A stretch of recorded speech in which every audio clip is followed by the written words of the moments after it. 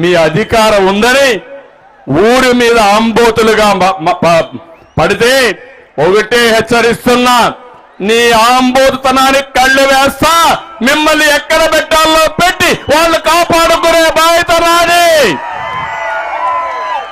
ఇక్కడే సాంబశివరావు గారి పేరాక గొట్టిపాట రవికుమార్ గారు ఉన్నారు. ఇక్కడిని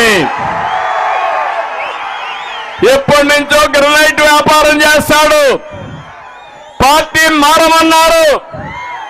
నువ్వు చెప్పడం ఏంటి, నేను రావడం ఏంటి, నేను రాను పో, దిక్కున్న దగ్గర చెప్పుకోమని గొట్టిపాటి రవికుమార్ ఛాలెంజ్ చేశాడు. 350 కోట్ల రూపాయలు ఫైన్ వేశారు. మొత్తం 10 ఏళ్లు చేసినా అంత డబ్బులు రాదు. దాంట్లో ఏం చేయాలో దిక్కు తెలియకుండా సుప్రీంకోర్టు వరకు వెళ్ళి దాన్ని కాపాడుకుని ఆయన అరెస్ట్ కాకుండా ఉన్నాడంటే ఎంత వేధించారో మీరు చూడాల్సిన అవసరం ఉంది.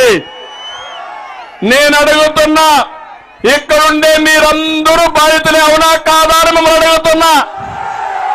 నేను బాధితుడినే, పవన్ కళ్యాణ్ బాధితుడే, మా ఆడబిడ్డలు బాధితులే, అందరం బాధితులమే ఈ యొక్క దుర్మార్గమైన నేరస్తుల పాలనలో.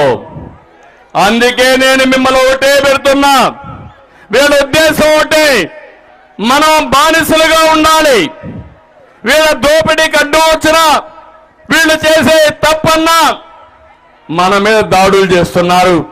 ఒకటే హామీ ఇస్తున్నా, మిమ్మల్ని కాపాడడానికి, ఈ రాష్ట్రాన్ని కాపాడుకోవడానికి, భవిష్యత్ తరాల భవిష్యత్తును కాపాడడానికి మేము ముందుంటాం.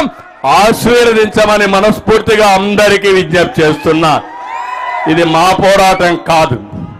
నేను ఒక్క విషయం మిమ్మల్ని అడుగుతున్నా, బటన్ నొక్కతానంటారు, గొప్పగా చెప్తా ఉంటాను, నేను బటన్ నొక్కుతున్నానని. నేను అడుగుతున్నా ఒక విషయం, నీ బటన్ నొక్కుడు వల్లనే కదా 7 సార్లు కరెంటు ఛార్జీలు పెరిగాయా తమ్ముళ్ళు? 7 సార్లు నువ్వు బటన్ నొక్కి కరెంటు ఛార్జీలు పెరిగాయి.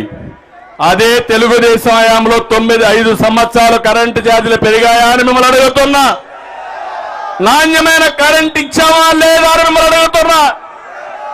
ఇంకో పక్కన ఈయన బటన్ నొక్కడం వల్ల 3 సార్లు ఆర్టీసీ రేట్లు పెరిగాయి.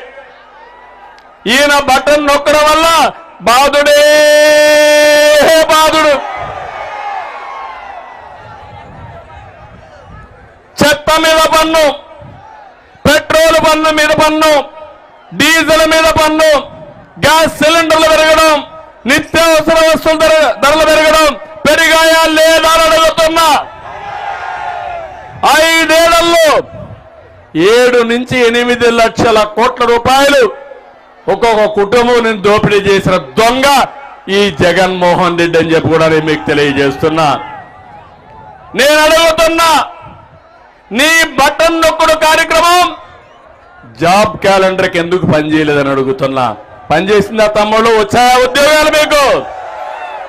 ఏ ఒక్క తమ్ముడికైనా ఉద్యోగాలు వచ్చాయా అని అడుగుతున్నా.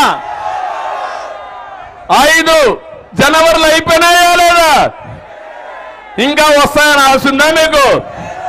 జాబు రావాలంటే యువతకు భవిష్యత్తు ఉండాలంటే అది మన బ్రాండు. ఇంకో పక్క ఏమమ్మా మద్యపాన నిషేధం బటన్ నొక్కాడా అని అడుగుతున్నా. చెప్పాడా లేదా మీకు? హామీ ఇచ్చాడా లేదా మీకు? మద్యపాన నిషేధం పైన బటన్ నొక్కితేనే మిమ్మల్ని ఓటేయమన్నాడు. ఇప్పుడు వస్తున్నాడు, ఓటేస్తారా తల్లి అని మిమ్మల్ని అడుగుతున్నా. మీ మంగళ సూత్రాలు తెంపేసిన వ్యక్తి, మీ కుటుంబాన్ని నాశనం చేసిన వ్యక్తికి ఓటేస్తారా అని మిమ్మల్ని అడుగుతున్నా.